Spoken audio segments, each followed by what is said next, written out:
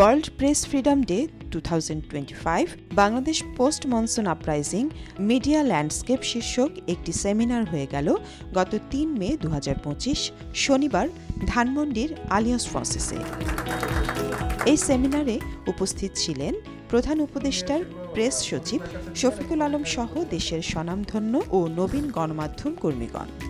3 পর্বের এই সেমিনারের প্রথম পর্বে বিজেআইএম এর লক্ষ্য ও উদ্দেশ্য বর্ণনা করা হয় এবং সংবাদপত্রের স্বাধীনতা ও বিশ্বজুড়ে সাংবাদিকদের চলমান সংগ্রাম সম্পর্কে আলোকপাত করা হয়। প্রাণের সংগঠন বিজেআইএম, এটা নিয়ে অনেক বড় স্বপ্ন, অনেক দূরদৃষ্টি, অনেক দূর যাওয়ার ইচ্ছা।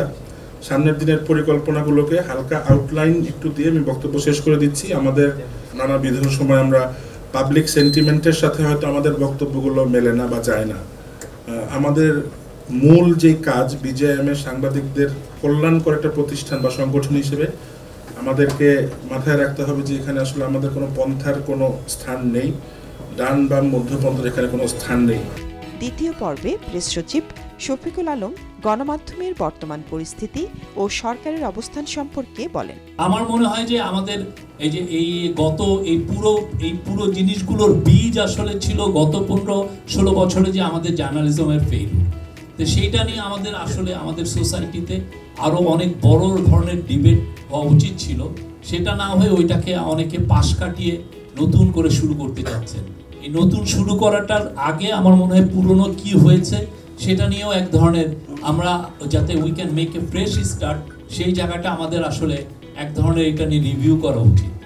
কার কি ফেলিউর হয়েছে? আমাদের সবার ফেলিউর হয়েছে, ইনক্লুডিং মাইসেলফ। এরপর গণমাধ্যম কর্মীদের বিভিন্ন প্রশ্নের জবাব দেন তিনি। আমিও নিজেও কিন্তু ভুক্তভোগী ছিলাম। আমার উপর মব তৈরি করে হামলা করার চেষ্টা করা হয়েছিল।